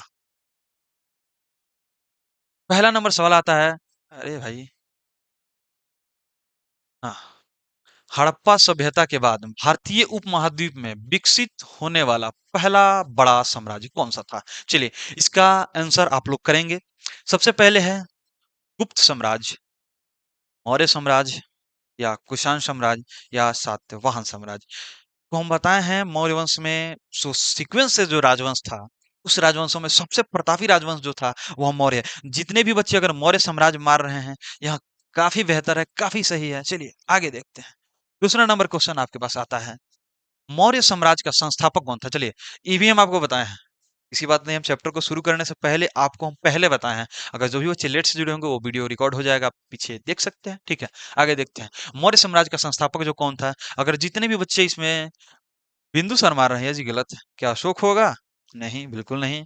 क्या बिंबिसार होगा? तो बिंबिसार तो इसमें होबे नहीं करेगा। किस वंश का था जी? ये तो हर्यक वंश का था, तो बिंबिसार तो बिल्कुल नहीं होगा, ठीक है। इसमें कौन होगा? कमेंट्स कोई कर सकता है जी? चलिए, बहुत बढ़िया। सी, बहुत लोगों का जवाब है सी, चंद्रगुप्त मौर्य। जो भी लोग चंद्रगुप्त मौर्य मारे हैं, अच्छी बात है, बेहतर है। आगे चलते हैं। अगला नंबर सवाल है, चंद्रगुप्त मौर्य ने चाणक्य की सहायता से किस राजवंश को उखाड़ फेंका था? ये भी हम आपको बताएं। ऑब्जेक्टिव में जो भी बताया गया है वो है, आप बिल्कुल पढ़ें। यहाँ काफी हेवी आई क्वेश्चन है और ये इंपॉर्टेंट है आपके लिए, पढ़ना चाहिए, महत्वपूर्ण है, ठीक है। आगे आता है। चंद्रगुप्त मौर्य ने चाणक्य की सहायता से किस राजवंश को उखाड़ फेंका था? क्या यह नंद वंश को उखाड़े थे, मौर्य वंश को तहस नहस कर दिए थे, या गुप्त वंश को जी, या इनमें से कोई नहीं? बताइए, कौन थे? चलिए, इसके भी आंसर अगर आप जानते हैं तो बहुत अच्छी बात है, आप कमेंट में कर सकते हैं। हम आपको बताए थे नंद वंश। कौन बताया था जी? नंद वंश। यह चंद्रगुप्त मौर्य किसको उखाड़ फेंकते हैं जी? धनानंद जो शासक रहता है, कौन रहता है? धनानंद। धनानंद को यहाँ मार गिराते हैं। और कहीं न कहीं यह बहुत ही प्रतापी शासक हैं। कहीं न कहीं ये तो हैं ही, कहीं न कहीं इसमें कहीं संशय ही नहीं है, ठीक है? आगे का सवाल हम देखते हैं। आगे जो आपका सवाल आ रहा है, वह सवाल है अर्थशास्त्र नामक ग्रंथ की रचना किसने की थी? चौथा नंबर यहाँ आपका सवाल है, अर्थशास्त्र नामक ग्रंथ की रचना किसने की थी? पहला ऑप्शन है आपका मेगास्थनीज, दूसरा है चाणक्य, तीसरा है अश्वघोष और चौथा है महात्मा विदुर। बताइए, क्या अर्थशास्त्र नामक ग्रंथ की रचना कौन कर सकते थे? यह जी बिल्कुल चाणक्य किए हुए हैं। जितने भी बच्चों का सवाल का जवाब अगर चाणक्य है, बिल्कुल सही है, आप बिल्कुल सही लाइन पे हैं। चलिए आगे आते हैं। 5वां नंबर सवाल है यहाँ मेगास्थनीज द्वारा लिखित पुस्तक का नाम क्या था? मेगास्थनीज। मेगास्थनीज कौन था इनके बारे में आपको थोड़ा-सा बता देते हैं, हालाँकि समय सीमा कम है, फिर भी थोड़ा बताते हैं। मेगास्थनीज था, यहाँ गुप्तचर था, लेकिन राजदूत बनकर किनके शासनकाल में बैठा हुआ था, किनके राजगद्दी के समीप बैठता था ये? यह चंद्रगुप्त के समीप बैठता था क्योंकि सेल्यूकस निकेटर का राजदूत था ये। मेगास्थनीज जो था, यह सेल्यूकस निकेटर का था, यूनान का था, ठीक है? यूनानी राजदूत थे ये, जो चंद्रगुप्त मौर्य के राज दरबार में बैठते थे। वहाँ सेल्यूकस निकेटर की एक पुत्री थी, हेलेन नाम था उसका। हेलेन की क्या बोलते हैं, ये गुप्त समाचार हैं, उनको पहुँचाते थे कि हाँ, मेरी इस सेल्यूकस निकट जवाब लेते हैं लिया करते थे कि बताओ मेरी बेटी को कहीं तंग-वंग तो नहीं किया कि हम अंग्रेज़ ठहरे, वो ठहरा बिहारी, बिहारी आदमी कैसा रहता है जानबे करते हैं जी, चलिए। दहेज में तो बिहारी देखिएगा अफ़गानिस्तान, पाकिस्तान सब लिया हुआ है। चलिए, मेगास्थनीज़ द्वारा लिखित पुस्तक का नाम क्या था? तो यहाँ पुस्तक का नाम था इंडिका। जितने भी बच्चे अगर इंडिका मारे हैं, बहुत बेहतर है, बहुत सही है। चलिए, फिर से आगे बढ़ते हैं। अगला सवाल आ रहा है, अशोक ने कलिंग पर विजय कब प्राप्त की थी? ये भी हम आपको बताएँ। ये भी हम आपको बताए हैं। चलिए, अशोक ने कलिंग पर विजय कब प्राप्त की थी? क्या 185 ईसा पूर्व में किए थे? बीसी का मतलब बी फॉर क्राइस्ट। यह जीसस क्राइस्ट के जन्म लेने से 185 ईसा पूर्व पहले, 468 ईसा पूर्व पहले या 321 ईसा पूर्व पहले या 261 ईसा पूर्व पहले? हम आपको बताए हैं कि यह 261 ईसा पूर्व पहले राजगद्दी पर 7वें साल के बाद यह वहाँ पे आक्रमण कर देता है अशोक। सम्राट अशोक, ठीक है। जितने भी बच्चे अगर डी मार रहे हैं 261 ईसा पूर्व बिल्कुल सही है। चलिए हम फिर से आगे अगले के सवाल पे चलते हैं। दूसरा नंबर सवाल है अशोक के अभिलेखों की भाषा क्या थी? अशोक के अभिलेखों की भाषा क्या थी? क्या प्राकृत थी, पाली थी, संस्कृत थी या हिंदी थी? देखिए हम फिर एक बार बताते हैं, यह किसी टेक्निकल इश्यू के कारण हाइलाइट हुआ है। इसको लेकर आप जवाब बिल्कुल नहीं देंगे, इसमें कोई भी हो सकता है। आप जवाब दीजिए। चलिए, जो भी बच्चे अगर ए मार रहे हैं, ए प्राकृत, तो बिल्कुल सही है जी, सही है, प्राकृत में ही है। अशोक के जितने भी अभिलेख हैं, उसमें अधिकतम प्राकृत में है, लेकिन जगह के अनुसार बदला हुआ है, कहीं ब्राह्मणी लिपि में भी है, उसके बाद कहीं खरोष्ठी में भी है, तो जगह के अनुसार, लेकिन सबसे ज़्यादा जो अपने अभिलेख लिखे हुए हैं, यह प्राकृत में थे। प्राकृत में प्राकृत और पाली उस समय की आम लोगों की भाषा थी, ठीक है? आम लोगों की भाषा थी। चलिए आगे चलते हैं। फिर से हम अगले सवाल पे आते हैं, यहाँ सवाल हो रहा है अशोक के बारे में। अशोक के अधिकांश अभिलेख किस लिपि में लिखे गए हैं? अशोक के अधिकांश अभिलेख किस लिपि में लिखे गए हैं? यहाँ है देवनागरी, ग्रीक, ब्राह्मणी और खरोष्ठी, ठीक है? यहाँ ये सब इन्हीं की लिपि में लिखा है, सब जगह के अनुसार लिखे हुए हैं। सबसे अधिक कहाँ लिखा हुआ है? भले क्या बोलते हैं, किस भाषा में लिखा हुआ है? किस लिपि में लिखा गया है? यहाँ है। तो सबसे पहले इनका सबसे ज़्यादा जो लिखा गया है, वो है ब्राह्मणी लिपि में, ठीक है?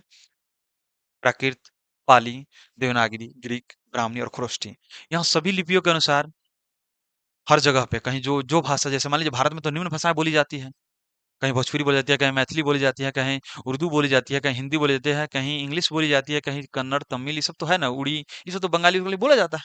तो सब के अनुसार, जगह के अनुसार ये अपनी भाषाओं को चेंज करते थे और इसीलिए बौद्ध धर्म का प्रचारक भी सबसे बड़े हुए और बौद्ध धर्म सबसे ज़्यादा फैला क्योंकि लोगों के पास आम बोलचाल में पहुँच भी जाता था। लोग समझ लेते थे। जैन धर्म नहीं पहुँचा क्योंकि उसकी जो भाषा थी काफ़ी कठिन थी। जैसे इस प्रकार अभी के समय संस्कृत जो है, संस्कृत बहुत बच्चे को समझ में नहीं आता है। सेम उसी प्रकार उस समय जैन धर्म था। जैन धर्म के जो भी ग्रंथ थे उस समय माने कि प्राकृत में लिखे जाते थे, पाली में लिखे जाते थे। बट क्या था कि वहाँ लोगों से भिन्न रहते थे। वहाँ लोग जो अशोक की अपनी स्थानों के अनुसार ढला हुआ है, वहाँ नहीं ढलते थे वो जैन धर्म वाले। अब जैन धर्म के जो भी प्रचारक थे वो नहीं ढल पाए जिसकी वजह से जैन धर्म उतना महत्वपूर्ण है। हालाँकि भारत में अभी भी जैन मुनि हैं, जैन लोग हैं, ऐसी बात नहीं है। भारत सबों का है, भारत धर्मनिरपेक्ष है, इसमें आप कहीं नहीं। चलिए सवाल की तरफ फिर से लौटते हैं। अशोक के अधिकांश अभिलेख किस भाषा में है जी? ब्राह्मणी लिपि में। फिर से हम अगले सवाल की तरफ बढ़ते हैं। अगला सवाल है जेम्स प्रिस्म ने अशोक के अभिलेखों को कब पढ़ा? ठीक है? ए 1837 या 1857 या 1907 या 1887? ठीक है? बताएँगे। जेम्स प्रिसेप ने अशोक के अभिलेखों को कब पढ़ा? जितने भी बच्चे अगर 1837 मार रहे हैं, बिल्कुल सही है, 1837 ही है। आगे आते हैं। फिर से अगला सवाल है आपका देवानाम प्रिय और प्रियदर्शी की उपाधि किस शासक ने धारण की थी? ठीक है। देवानाम प्रियदर्शी किस शासक को कहा जाता था? मैं आपको पहले बताए हैं देवानाम प्रियदर्शी या प्रियदर्शी। प्रियदर्शी है कि शॉर्ट फॉर्म में उस समय देवनागरी उतना प्रचलित नहीं था, जिसकी वजह से यहाँ प्रियदर्शी था। ठीक है, प्रियदर्शी। यह अभिलेख पर माने कि सक्षम इसी तरह लिखा गया है। वहीं आपके पास सजाया भी गया है देवानाम प्रिय और प्रियदर्शी किसकी उपाधि है? अब जैसे कि अभिलेख पे मिले बहुत सारे लोगों को भाई, अब देवानाम प्रियदर्शी अशोक को ही क्यों कहा गया है? ये तो कोई और भी हो सकता है। अब कहीं कि अशोक जितना भी बौद्ध धर्म पे अभिलेख लिखवाते तो वहां अपना नाम लिखवेबे नहीं किए। ये नहीं लिखा कि अशोक सम्राट। अशोक तो कोई हो सकता था।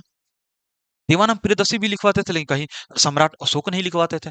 अब है क्या कि कहीं एक अभिलेख लिखवाया है, जिसमें हुआ कथी कि वहां देवानाम प्रियदर्शी अशोक सम्राट मिल गया। अब इससे क्या हो कि भाई हमको जितने भी अभिलेख मिले हुए हैं, जितने भी शिलालेख मिले हुए हैं, जितने लघु लेख मिले हुए हैं, वो सभी अशोक ने लिखवाए हैं। ठीक है, तो देवानाम प्रियदर्शी किसका नाम था जी? तो ये उपनाम था अशोक सम्राट का। अशोक सम्राट का। जितने भी बच्चे अगर अशोक सम्राट मार रहे हैं, बहुत बेहतर है। आगे बढ़ते हैं। आगे बढ़ने के बाद आपके पास सवाल है मौर्य प्रशासन। मौर्य प्रशासन में राजस्व एकत्र करने वाले अधिकारी को क्या कहा जाता था? चलिए, सवाल को आप लोग पढ़िएगा। मौर्य प्रशासन में राजस्व एकत्र करने वाले अधिकारियों को क्या कहा जाता? क्या उन्हें समाहर्ता कहा जाता था?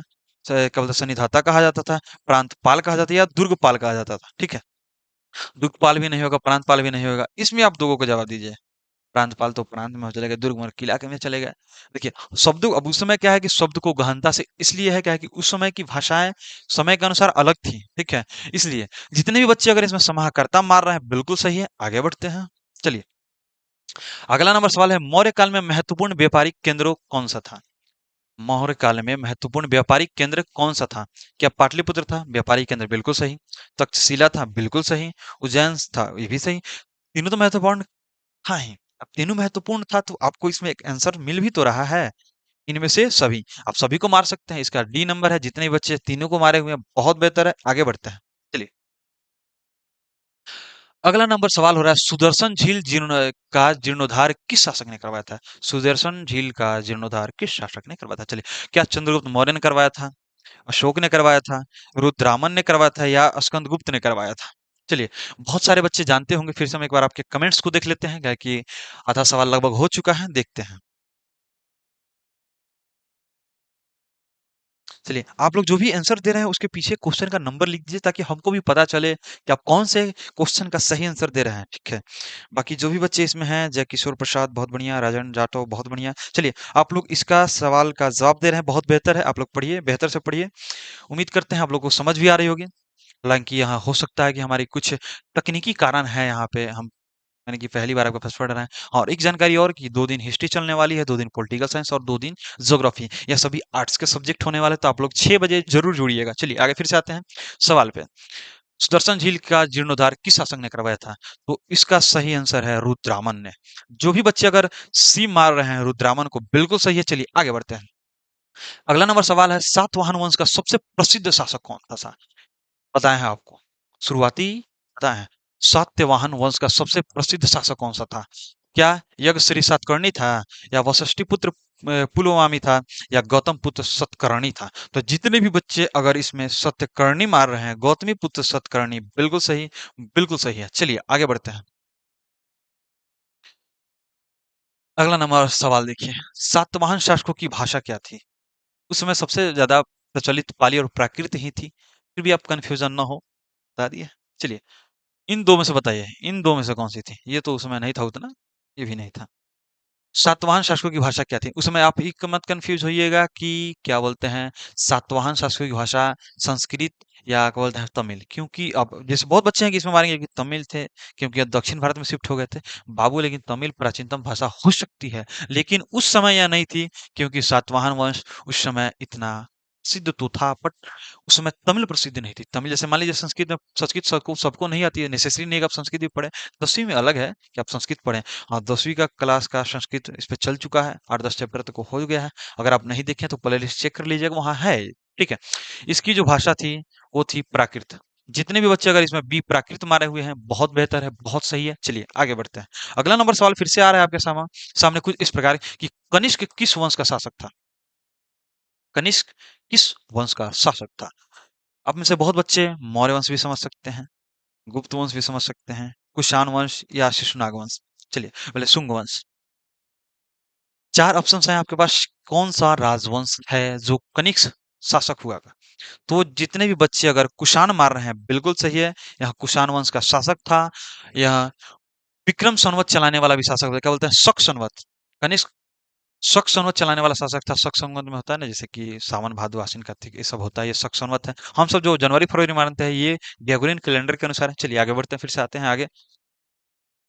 अगला नंबर सवाल हो रहा है, कनिष्क के समय चौथी बौद्ध संगीति कहाँ आयोजित की गई थी? देखिए, बौद्ध संगीति, बौद्ध धर्म, जिसमें स्पेशल बौद्ध धर्म का क्लास चलेगा, उसमें बौद्ध धर्म के बारे में आपको भंतर समझाया जाएगा। बौद्ध संगीति 4 हुई हैं। 4 एक क्या बोलते हैं, अजातशत्रु कराएँ, दूसरे कालाशोक कराएँ, तृतीय अशोक कराएँ और चतुर्थ कनिष्क कराएँ। लेकिन कनिष्क कहाँ कराएँ? तो कनिष्क उत्तर भारत में गए थे, वहां से आए और कुंडलवन के कश्मीर में यह एक संगति कराते हैं, जो है चौथी बौद्ध संगीति। चौथी बौद्ध संगीति में बौद्धों का बहुत बड़ा समूह आता है, अपने अनुसार जो भी पुस्तकें लिखी होती हैं उनके प्रचार प्रसार करते हैं। तो ये बौद्ध धर्म की चौथी संगीति जो हो जाती है। जितने भी बच्चे अगर कुंडलवन कश्मीर मारे हुए, बिल्कुल सही है। चलिए आगे आते हैं।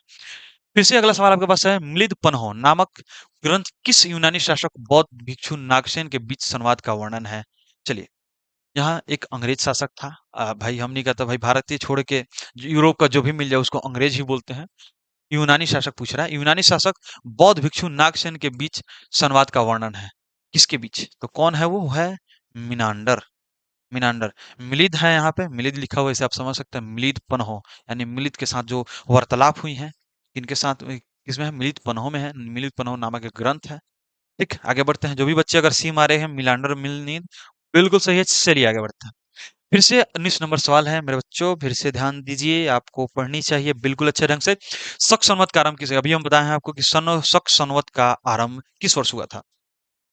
प्यारे बच्चों, आप इसको बिल्कुल ध्यान देकर पढ़ें। बिल्कुल बिल्कुल इसलिए बोल रहे हैं क्या कि आपको जो भी मिल रहा है भाई, ये बेस है, इतिहास का एक बेस है, इसको तो पढ़ना ही चाहिए। इतना महत्वपूर्ण है आपके जीवन में इसको जानने के लिए। क्या कि अब आप आर्ट्स लिए हो तो बिना माने इतिहास के तो आप कहीं नहीं जा सकते हैं। इतिहास आपको जानना ही पड़ेगा। भले आप पॉलिटिकल साइंस भी पढ़ेगा, आपको इतिहास के बारे में जानकारी होनी चाहिए। ज्योग्राफी पढ़ेगी, इतिहास के बारे में जानकारी होनी चाहिए। क्योंकि ये वो लोग हैं जो इतिहास के साथ साथ भूगोल को बदलने वाले कार्य किए हैं। भूगोल को बदलने वाले कार्य किए हैं बाबू, तो इसको जानना। चलिए फिर हम सवाल पे आते हैं, शक संवत का आरंभ किस वर्ष हुआ? शक संवत का आरंभ यहाँ 78 ईस्वी। ईस्वी है जी, ये भी ध्यान रखिएगा, ईस्वी में ही है। क्योंकि प्रथम शताब्दी में क्या बोलते हैं, कनिष्क आते हैं, अपना राज्यरोहण करते हैं। कनिष्क जो थे वह आते हैं, राज्यरोहण करते हैं। उसके ठीक 78 साल बाद एक संवत चलाते हैं, जिसका नाम होता है शक संवत। शक संवत में अभी जो हम माताएं बहनें जो पहले गिना करती थी, चाहे क्या बोलते हैं, आसीन कार्तिक सावन भादो, हमको भी कुछ ढंग से याद नहीं है, बट आगे आते हैं फिर से। चलिए सवाल पे वापस लौटते हैं। हम सवाल पे वापस लौटने के बाद, भारत का नेपोलियन किस शासक को कहा जाता है? भारत के किस शासक को नेपोलियन कहा जाता है? ठीक है, यानी कि भारत के किस शासक को नेपोलियन से तुलना की गई है कि भाई आप नेपोलियन जैसे प्रवृत्ति में है, कि जैसे कि किया जा रहा है, तो किससे किया जा रहा है? क्या चंद्रगुप्त मौर्य की तुलना की जा रही है, अशोक की तुलना की जा रही है, समुद्रगुप्त की तुलना की जा रही है, चंद्रगुप्त द्वितीय की तुलना की जा रही है? चलिए, इस सवाल का जवाब जो भी अगर आप सी दे रहे हैं, क्या बोलते हैं, समुद्रगुप्त, बिल्कुल सही है, बिल्कुल सही है जी, बिल्कुल सही है ये। समुद्रगुप्त जो है, इनका कहा जाता है, इनका घोड़ा 3 समुद्र का पानी पीता था। ठीक है, इसलिए इनको भारत का नेपोलियन कहा जाता है, और नेपोलियन से इनकी तुलना की गई है यूं। चलिए फिर से हम सवाल पे वापस आते हैं। अगला नंबर सवाल है, प्रयाग प्रशस्ति की रचना किसने की थी? प्रयाग प्रशस्ति की रचना किसने की थी? तो यह रचना किए थे हरिसेन। प्रयाग प्रशस्ति की रचना किसने किए थे? हरिसेन। जितने भी बच्चे हरिसेन मारे हैं, बिल्कुल सही है। चलिए आगे आते हैं। अगला नंबर सवाल हो रहा है, प्रयाग प्रशस्ति किस शासक से संबंधित है? ये इंपॉर्टेंट है। यह इंपॉर्टेंट है आपके लिए। सवाल पूछा जा चुका है कितनी बार। प्रयाग प्रशस्ति किस शासक के से संबंधित है? जो भी बच्चे इसमें अगर सही जवाब दे पा रहे हैं, बहुत अच्छा है। चलिए, हम आपके कमेंट्स को देख पा रहे हैं सर, कोई बात नहीं, आगे चलते हैं। चलिए, जो भी बच्चे अगर इसमें बी मारे हुए हैं, समुद्रगुप्त, बहुत बेहतर है। आगे बढ़ते हैं। चलिए, आपको यहाँ तक कोई दिक्कत नहीं है, समझने में कहीं भी त्रुटि नहीं है। हो सकता है कि कोई शब्द आपसे नहीं मिल पाए, आप कमेंट्स में वीडियो खत्म होता है, वीडियो के सेक्शन में आते हैं जी, अभी आप लाइव कर सकते हैं, हम इसके सवाल को जवाब दे सकेंगे। चलिए फिर से हम आगे आते हैं। सवाल पे वापस आने के बाद सवाल मेरा 23 नंबर सवाल होता है, चंद्रगुप्त द्वितीय। चंद्रगुप्त द्वितीय विक्रमादित्य। चंद्रगुप्त द्वितीय को विक्रमादित्य कहा जाता है, ठीक है। यहाँ विक्रमादित्य कहा जाता है क्योंकि क्या बोलते हैं, चंद्रगुप्त हैं, इनके भाई हुआ करते थे, ठीक है। चंद्रगुप्त इनके भाई नहीं, रामगुप्त इनके भाई जो हुए रामगुप्त, इससे पहले चंद्रगुप्त इनके वंश में हुए। इनके बड़े भाई थे रामगुप्त, ठीक है। रामगुप्त की पत्नी जो थी, उनसे यह विवाह करते हैं चंद्रगुप्त द्वितीय। चंद्रगुप्त द्वितीय पत्नी से विवाह करते हैं, उसके बाद इनके पत्नी से विवाह कर लेते हैं, क्योंकि रामगुप्त का युद्ध किसी प्रतापी शासक से होने जा रहा था, ठीक है। अब वो रामगुप्त डर गए, भय से हो गए कि भाई हम तो नहीं कर सकते। हम चंद्रगुप्त जाते हैं, युद्ध करते हैं, उसको जीत लेते हैं, तो अपनी उपाधि ले लेते हैं, विक्रमादित्य की उपाधि ले लेते हैं ये। विक्रमादित्य की उपाधि लेने के बाद ये अपने रामगुप्त की बीवी यानी पत्नी से उनकी शादी कर लेते हैं, ठीक है। चलिए फिर से सवाल पे वापस आते हैं। क्या बोलते हैं, चंद्रगुप्त द्वितीय विक्रमादित्य के दरबार में रहने वाले प्रसिद्ध चिकित्सक कौन थे? चलिए, जितने भी बच्चे अगर इसमें आप जवाब दे रहे हैं धन्वंतरी, अगर धन्वंतरी सबका यानी सी नंबर जिसका भी आ रहा है बिल्कुल सही है। आप लोग पढ़े होंगे बुक्स में तो काफी बेहतर है। चलिए आगे आते हैं हम फिर से। अगला नंबर सवाल है आपका कुछ इस प्रकार। फाहियान किस चीनी यात्री के शासनकाल में भारत आया था? फाहियान जो है यहाँ चीनी यात्री था। कौन था जी? यहाँ चीनी यात्री था। किसके शासनकाल में भारत आया था? तो यह चंद्रगुप्त द्वितीय के शासनकाल में आया था। देखिए, इसको इसको याद करने का ट्रिक है, ठीक है, हम बताते हैं। 2 चीनी यात्री भारत में आए थे, काफ़ी महत्वपूर्ण थे। चलिए, कुछ टेक्निकल इश्यू हैं बट ये जल्दी रिसॉल्व हो जाएँगी। हमें उम्मीद है कि नेटवर्क कुछ प्रॉब्लम है यहाँ पे लग रहा है, बट कोई ना, यह सही हो जाएगा। आप देखिए, फाहियान जो है वो चंद्रगुप्त द्वितीय के शासनकाल में आए थे। 2 चीनी यात्री आए, फाहियान आए, क्या बोलते हैं? फाहियान, फाहियान। और दूसरा जो था यह प्रथम है, पहला जो है यह है, और दूसरा जो है यह है, क्या बोलते हैं? ह्वेनसांग, ह्वेनसांग। चाइनीज़ नाम है ऐसा ऐसा ऐसा लिखा भी नहीं करता सही। चलिए, फाहियान और ह्वेनसांग। ह्वेनसांग हर्षवर्धन के समय आए थे। किसके समय आए थे? हर्षवर्धन।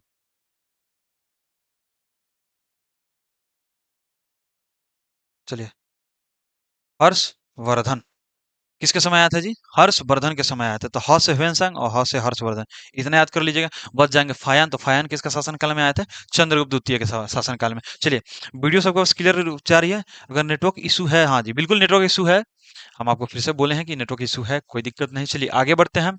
चलिए, हमारा 25 नंबर सवाल जो है, अगला जो सवाल है, यहाँ पे 25 नंबर सवाल है, हर्षवर्धन के शासनकाल में, हर्षवर्धन के शासनकाल में कौन सा चीन यात्री भारत आया था? ठीक है। हर्षवर्धन के शासनकाल में कौन सा चीन यात्री भारत आया था? हम आपको बताए हैं, वेन्सा। चलिए कौन है? जितने भी बच्चे अगर सी मारे हैं बिल्कुल सही है। आगे आते हैं। अगला नंबर सवाल है, हर्षचरित के रचना किसने की थी? हर्षचरित की रचना किसने की थी? समय का अभाव है इसलिए हम थोड़ा फास्ट कर रहे हैं। चलिए कोई नहीं। हर्षचरित की रचना किसने की थी? जितने भी बच्चे अगर इसमें बी मार रहे हैं, बाणभट्ट, जितने भी बच्चे इसमें अगर बाणभट्ट मार रहे हैं बिल्कुल सही है। चलिए आगे बढ़ते हैं। फिर से अगला नंबर सवाल आपके सामने कुछ इस प्रकार से आ रहा है। दक्षिण भारत का वह कौन सा राज्य है जिसने समुद्र में व्यापार क्या बोलते हैं, जिसने समुद्री व्यापार में महत्वपूर्ण भूमिका निभाई? दक्षिण भारत का वह कौन सा राज्य जिसने समुद्री व्यापार में महत्वपूर्ण भूमिका निभाई? तो चेर ने भी निभाई थी, चोल ने भी निभाई थी, पांड्य ने भी निभाई थी। तो इनमें से सभी हो जाएंगे भाई, इनमें सभी हो। चलिए अगला नंबर सवाल है, जितने भी बच्चे ये पढ़े हैं बिल्कुल सही, वो है कि एग्जाम में काफी महत्वपूर्ण है। तो चलिए फिर से हम सवाल की तरफ लौटते हैं। ग्रामीण क्षेत्रों में ग्राम प्रधान, किसको, ग्राम प्रधान को क्या कहा जाता था? क्या उन्हें गृहपति कहा जाता था, ग्राम भोजक कहा जाता था, श्रेणी कहा जाता या अष्टकुल्लक कहा जाता था? चलिए बताएंगे आप लोग। तो क्या कहा जाता था जी? उनको ग्राम भोजक कहा जाता था। जितने भी बच्चे का अगर बी सही है, जितने भी बच्चे बी कमेंट्स कर रहे हैं, बी जान रहे हैं, बहुत बेहतर है, ग्राम भोजक कहा जाता था। चलिए फिर से हम सवाल की तरफ लौटते हैं। अग्रहार, अग्रहार से क्या तात्पर्य है? अग्रहार, तो यह ब्राह्मणों को दान में दी गई भूमि, ब्राह्मणों को जो दान में भूमि दी जाती थी उस भूमि को अग्रहार कहा जाता था। अग्रहार यहाँ है, प्राचीनतम भाषा है, प्राचीनतम शब्द है, इसलिए थोड़ा हो सकता है मिसमैच हो, बट इसको जानना इंपॉर्टेंट है। अग्रहार, अग्रहार जो था ब्राह्मणों को दान में दी गई भूमि को कहा जाता था। चलिए अगला नंबर सवाल आते हैं, श्रेणियां क्या थी?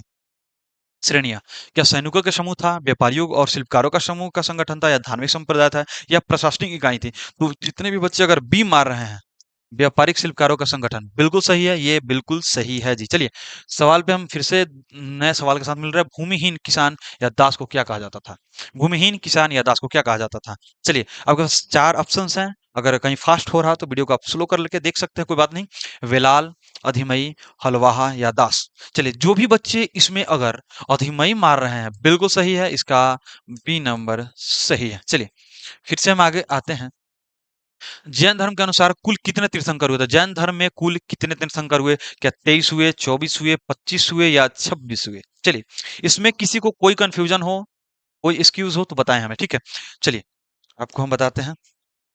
इसमें 24 तीर्थंकर हुए, बी नंबर सही है। 24वें तीर्थंकर कौन थे जी? महावीर थे। 23वें तीर्थंकर पार्श्वनाथ थे। प्रथम जो तीर्थंकर थे वह ऋषभदेव थे। जैन धर्म का संस्थापक जो था क्या बोलते हैं, जैन धर्म के संस्थापक ऋषभदेव थे। अगर जोर देकर पूछे कि जैन धर्म का वास्तविक संस्थापक कौन था, तो महावीर स्वामी थे। चलिए, ठीक है, आगे बढ़ते हैं। जिसमें हम सब पढ़ेंगे जैन धर्म के बारे में गहनता से, उसमें जैन धर्म पे चर्चा किया जाएगा। महावीर स्वामी का जन्म कहाँ हुआ था? लुम्बिनी में, कुशीनगर, कुंडलग्राम या बोध गया? तो जो भी बच्चे अगर कुंडलग्राम, वैशाली मार रहे हैं, बिल्कुल सही। देखिए, इसमें कंफ्यूज नहीं होना है। एक और नाम आपको देखने को मिला होगा कुंडलोन कश्मीर में, तो वो अलग है और ये अलग है, ठीक है? वैशाली, वैशाली बिल्कुल सही है। चलिए, आगे बढ़ते हैं। अगला नंबर सवाल है, त्रिपिटक किस धर्म से संबंधित है? त्रिपिटक है, विनय पिटक है, अभिधम अभिधम पिटक है, सुत पिटक है। तो किस धर्म से संबंधित है? तो यह बौद्ध धर्म से संबंधित है। किस धर्म से संबंधित है? बौद्ध धर्म से संबंधित है। बौद्ध धर्म के संस्थापक महात्मा बुद्ध हुए। चलिए, अगला नंबर सवाल कुछ आपके पास इस प्रकार से आ रहा है।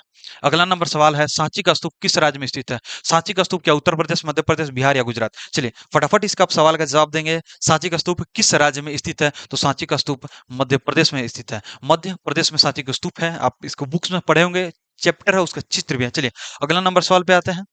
अगला नंबर सवाल है, अमरावती स्तूप किस राज्य में स्थित है? अमरावती, अमरावती स्तूप किस राज्य में स्थित है? तो यहाँ अमरावती आंध्र प्रदेश में यहाँ जगह है, तो आंध्र प्रदेश बिल्कुल सही है। चलिए, आगे बढ़ते हैं। जितने बच्चे आंध्र प्रदेश में हमारे हैं, बिल्कुल सही है। अगर आप यानी कि आप अगर जानते हैं तो इसको बहुत बेहतर है। आप पढ़ रहे हैं जी, बिल्कुल पढ़ रहे हैं। चलिए, अभिलेखों के अध्ययन को क्या कहते हैं? चलिए, ये इम्पोर्टेंट है शब्दों में, क्योंकि यहाँ पुरानी शब्द हैं और ये कुछ नए शब्द हैं, ठीक? तो अभिलेखों के अध्ययन को क्या कहते हैं? तो पुरालेख शास्त्र कहते हैं, जिसे इपिग्राफी भी कहा जाता है। चलिए, जितने भी बच्चे इपिग्राफी मारे हुए हैं, यानी पुरालेख किया है, बहुत बेहतर है। चलिए, चाणक्य का दूसरा नाम क्या था? आपको शुरुआत में बताया था, चाणक्य को विष्णुगुप्त कौटिल्य कहा जाता था, ठीक है? कौटिल्य अर्थशास्त्र के लेखक हैं, यानी अर्थशास्त्र को बनाए थे। अर्थशास्त्र में ये चर्चाएं हैं, जैसे कि राजा को कैसा शासन करना चाहिए, कैसा नहीं करना चाहिए, प्रजा किसे सुखी रहती है, किसे नहीं सुखी रहती है। चलिए, इसका जो भी जवाब अगर आप विष्णुगुप्त दिए हुए बिल्कुल सही है। चलिए, आगे आते हैं। अगला नंबर सवाल हो रहा है आपके पास, चंद्रगुप्त के बाद मौर्य वंश का अगला शासक कौन था? चंद्रगुप्त के बाद मौर्य वंश का अगला शासक कौन था? क्या बिंदुसार था, बिंबिसार था, अशोक था या विक्रमादित्य द्वितीय था? चलिए, इस सवाल का जवाब दीजिएगा। इस सवाल का जवाब है ए, बिंदुसार। ठीक है, आपके कमेंट्स को हम नीचे देख रहे हैं। आप जो भी कमेंट्स कर रहे हैं उसको हम नीचे देख रहे हैं। चलिए, ठीक है, बिंदुसार, बिंदुसार था। इसमें बिंबिसार है, लेकिन इस दोनों नाम में कंफ्यूजन होता है ये। इस दोनों नाम में एग्जाम में हम लोग खुद देखते थे उस समय, तो कंफ्यूजन होता था। पर आपको ये पॉइंट याद रखना है, ये पॉइंट सिर्फ मौर्य में ही होगा, ये पॉइंट बिंबिसार में नहीं होगा। चलिए, यहाँ बिंदुसार सही है। चलिए, बिंदुसार जितने बच्चे हमारे हैं, बिल्कुल। आपका आज का लास्ट क्वेश्चन है, अशोक सम्राट किस धर्म से जुड़ा हुआ था? अशोक सम्राट, इस सवाल का जवाब आप लोग कमेंट्स में जरूर दीजिएगा, जरूर दीजिएगा। इसका जवाब हम आज नहीं दे पा रहे हैं। आप लोग, अगर आप वीडियो को एंड कर रहे हैं हम यहाँ पे, ठीक है, तो इस सवाल का जवाब जरूर दीजिएगा। इन चारों में से कौन होगा? ये जो चारों बच्चे हैं, इस चारों में से कौन होगा? चलिए, इसका जवाब आप लोग कमेंट बॉक्स में दीजिएगा कि अशोक सम्राट किस धर्म से जुड़ा हुआ व्यक्ति था। क्या वो जैन धर्म से था, बौद्ध धर्म से था, हिंदू धर्म से था या इनमें से सभी में से था? ठीक है, चलिए, आज का क्लास यहीं खत्म करते हैं। आई होप आप लोग बहुत बेहतर से पढ़े होंगे। कोई बात नहीं, चलिए मिलेंगे फिर अगले एपिसोड में। तब तक के लिए धन्यवाद।